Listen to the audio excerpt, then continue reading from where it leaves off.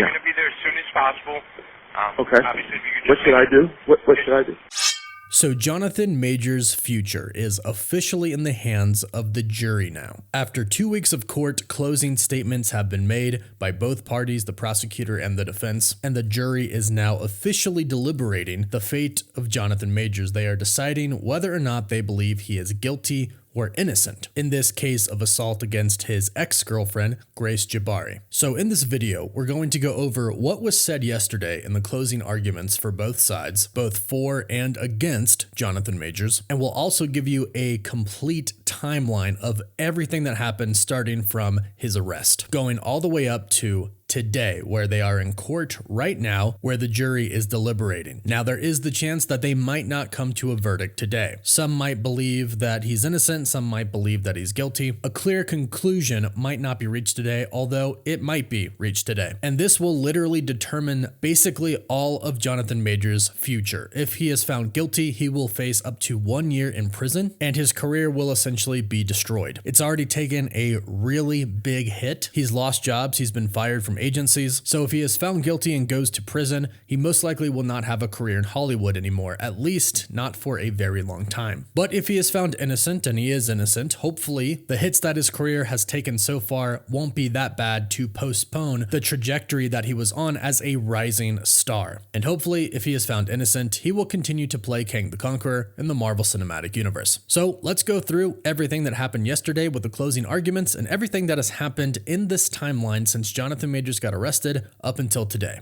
Both Jonathan Majors and Grace Jabbari are accusing each other of assault. Grace Jabbari says that Jonathan Majors assaulted her when they were in a private car, and she read a text message on his phone from another girl that said, "Wish I was kissing you right now." She then took his phone, and she claims that he was very aggressive with her, and he assaulted her to get his phone back, causing a fracture to her finger and a blow to her head, whereas Jonathan Majors states that she was actually assaulting him after she saw the text messages, and he ran away from her. Now, Jonathan Majors appeared in court every day of the trial. However, he did not testify. He did not take the stand. His lawyer, Priya Chaudhary, started the closing statements with, "His fear of what happens when a black man in America calls 911 came true, and now we're here. You are here to end this nightmare for Jonathan Majors." And as she was speaking, Jonathan Majors was wiping tears from his eyes. When she was finished speaking, her and Jonathan Majors hugged each other. In her closing argument, she painted the accuser, Grace Jabbari, as a liar and stated that the evidence doesn't line up to support a case of assault. She stated that this was really about revenge partying, and this was not about assault, but about the end of a relationship, and this was revenge that Grace Jabbari was taking out on Jonathan Majors. The other day, they released video surveillance footage from CCTVs on the street showing Jonathan Majors and Grace Jabbari getting out of the car, Jonathan Majors trying to pick her up and put her back in the car, and then Jonathan Majors running away from her. Majors' lawyer Priya Chaudhary states that when she gets out of the car, she is not hurt at all. She shows no signs of just being assaulted, and she's even following Jonathan Majors, chasing him down the street as he tries to run away from her. She then says she then meets 3 strangers and she goes to a club and she starts partying. She has a really good time. She orders champagne, and they even claim that she was smoking illegally. Basically, Jonathan Majors' team states that there is no sign at all that she is hurt after this alleged assault took place. She is seen after this alleged assault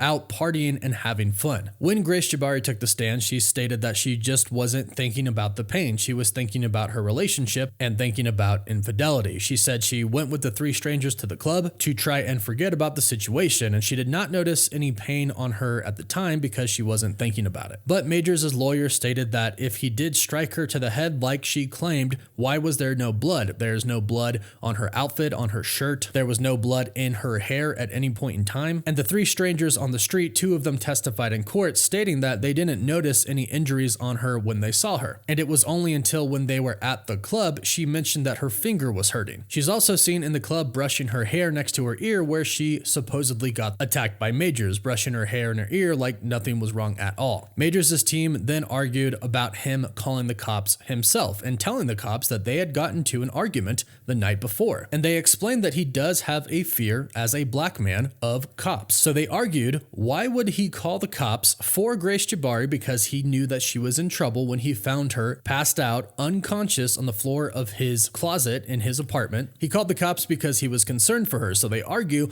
why would he do that if he is afraid of the cops and he just assaulted her the night before? They also say, why would he tell the cops that they had an argument the night before if he was afraid of that as well? So they argue that it just doesn't make any sense. Meanwhile, more evidence was released in court. There was a conversation recorded by Grace Jabbari where Jonathan Majors is scolding her, stating that he is a great man, and you can hear Grace Jabbari crying in the voice recording. There were also text messages released that showed Jonathan Majors trying to dissuade Grace Jabbari from going to a hospital in 2022 with a head injury because he said that they would think that he did it. But his defense team argues that this was simply him as a black man being afraid of the cops and being afraid of being accused, which they say is now happening. But Grace Jabbari's team argues that she is not a liar. She has no reason to lie. They say that she chased Jonathan Majors down the street because she needed closure on what she just saw. They also state that this other evidence that was released, the voice recording of him scolding her and the text messages stating that he didn't want her to go to the hospital, can't be treated as isolated events, and that they show that Jonathan Majors was abusive in the past, even if it wasn't physical, but argue that clearly something physical happened that Jonathan Majors did not want Grace Jabbari to go to the hospital for. And they stated that Jonathan Majors was not simply placing Grace Jabbari back inside of the car, but he was assaulting her and he was throwing her into the car. After the closing arguments were made, the jury went to decide the verdict. The jury began deliberating for about an hour, in which the judge then sent them home. They are picking up the case again this morning. As we speak right now,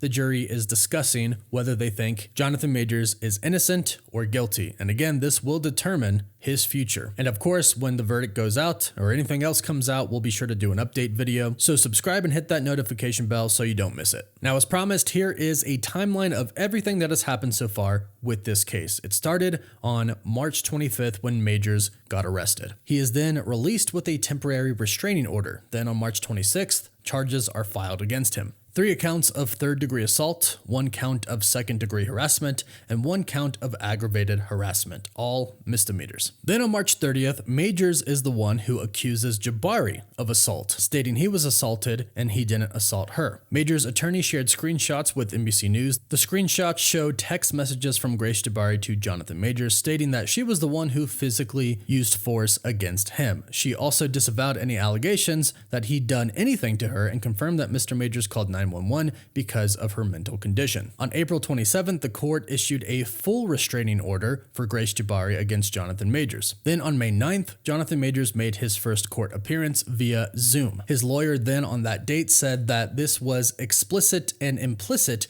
bias, stating that it was racial bias that permeates the criminal justice system, in which she called the prosecution of Majors a witch hunt. Majors did not testify in his defense at that time. Then on June 21st, Jonathan Majors went to the police to make his own allegations against Grace Jabbari, stating that Grace Jabbari was the attacker and attacked him. And his lawyer Priya Chaudhry showed them video and photo evidence showing the attacks, as well as evidence that Majors was allegedly victimized, such as torn clothing. And from there, the trial would get delayed and delayed many different times. Then on October 25th, Grace Jabbari was actually arrested. She turned herself in for prosecuting following Jonathan Majors' cross complaint against her that she was the assaulter. However, on October 26th, Grace Jabbari's case is closed. The Manhattan District Attorney's Office said that it would not prosecute her and that the allegations against her lack prosecutorial merit. Then on November 29th, the official trial began. The judge rules to not dismiss the case, and then on December 5th, last week, opening statements begin, the trial begins, and we started to hear the testimony of Grace Jabbari. She testified that she feared Majors, but that she also worried he would harm himself, stating that he used the specter of self-harm to manipulate her, in which they did show text messages in court of Jonathan Majors saying that he was going to kill himself. This would go on for a week until this Wednesday, December 13th, where a lot of evidence was released. This was the evidence that we went over in the last video. The CCTV street footage of Jonathan Majors shoving Grace Jabbari back into the car, then him running away from her. It also showed her meeting the 3 strangers on the street after and going to the club, going to the bar and ordering champagne. They then released footage and the call that Jonathan Majors made to 911. They also released the body cam footage of the police officers who went to the apartment to find Grace Jabbari on the floor. Then yesterday, closing arguments were made and the jury began plan to try and reach a verdict, in which they did not and were sent home, and now they are back deliberating this morning. Again, we'll update you if anything happens today. They might reach a decision, they might not, but either way, Jonathan Majors' future is on the line. So be sure to subscribe and hit that notification bell so you don't miss out on any of the news. You can find us on Instagram and Twitter as well, and as always, thank you all so much for watching. Woof woof.